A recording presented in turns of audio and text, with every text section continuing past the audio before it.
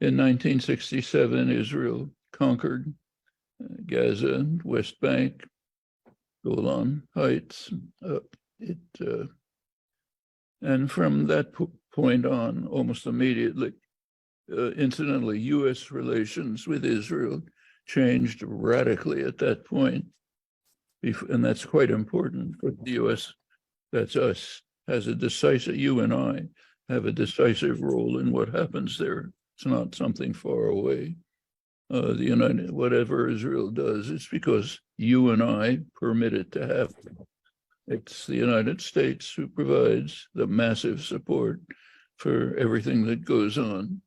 It's the United States that vetoes Security Council resolutions calling for an end to illegal occupation and so on.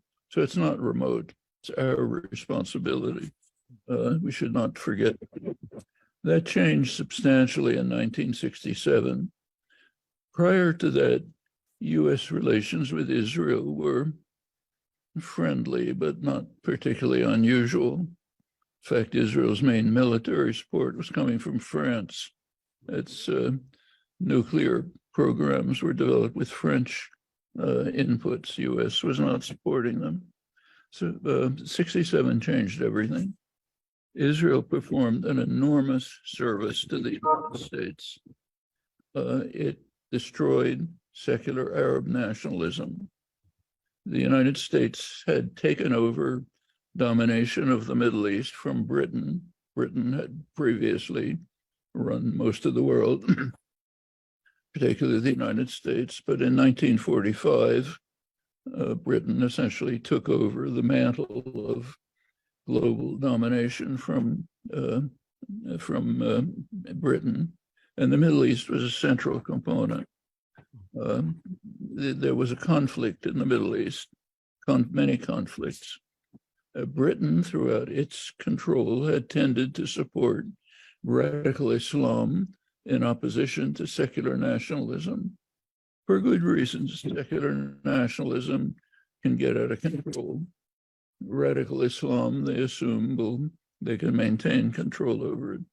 The United States took over the same position. 1967, there was an actual war going on between the center of radical Islam, Saudi Arabia, and the center of secular nationalism, Egypt. They were at war in the Yemen, a substantial war.